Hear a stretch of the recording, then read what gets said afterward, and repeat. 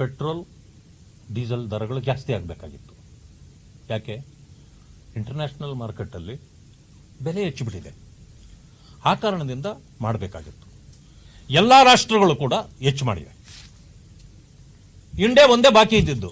India ಈಗ ಮಾಡಬೇಕಾಗಿತ್ತು. ಯಾರು ಮಾಡೋದು? ಸರ್ಕಾರ ಅಲ್ಲ, ಆಯಿಲ್ ಕಂಪನಿಗಳು ಮಾಡ್ತವೆ.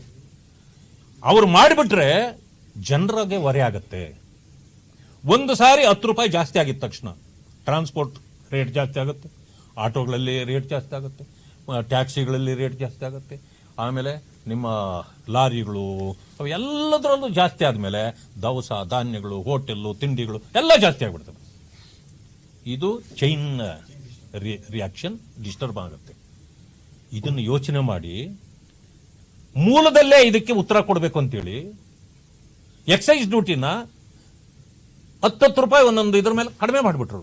10 ರೂಪಾಯಿ ಇದ್ದಿದ್ದನ್ನು 0 ಮಾಡಿದ್ರು, 13 ಇದ್ದಿದ್ದನ್ನ 3 ಮಾಡಿದ್ರು.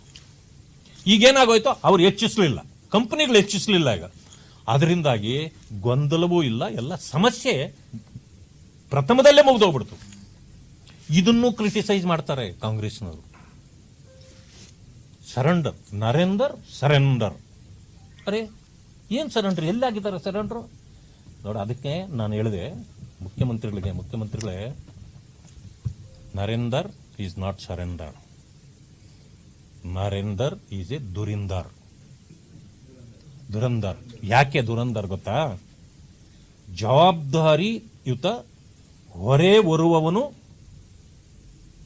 ದುರಂದರ್.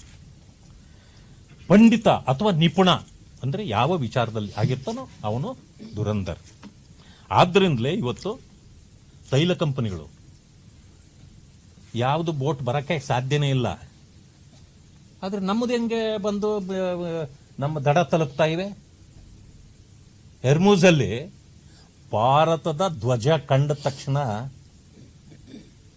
ಗ್ರೀನ್ ಲೈಟ್ ಬರುತ್ತೆ, ಬೇರೆಯವರಿಗೆಲ್ಲ ರೆಡ್ ಲೈಟ್ ಬರುತ್ತೆ. ನಮಗೆ ಯಾಕೆ ಬರುತ್ತೆ ಗ್ರೀನ್ ಲೈಟು?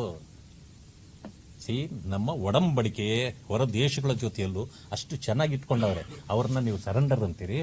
ನಾಚಿಕೆ ಆಗಲ್ವಾ ನಿಮಗೆಲ್ಲ ಕಾಂಗ್ರೆಸ್ನವ್ರಿಗೆ?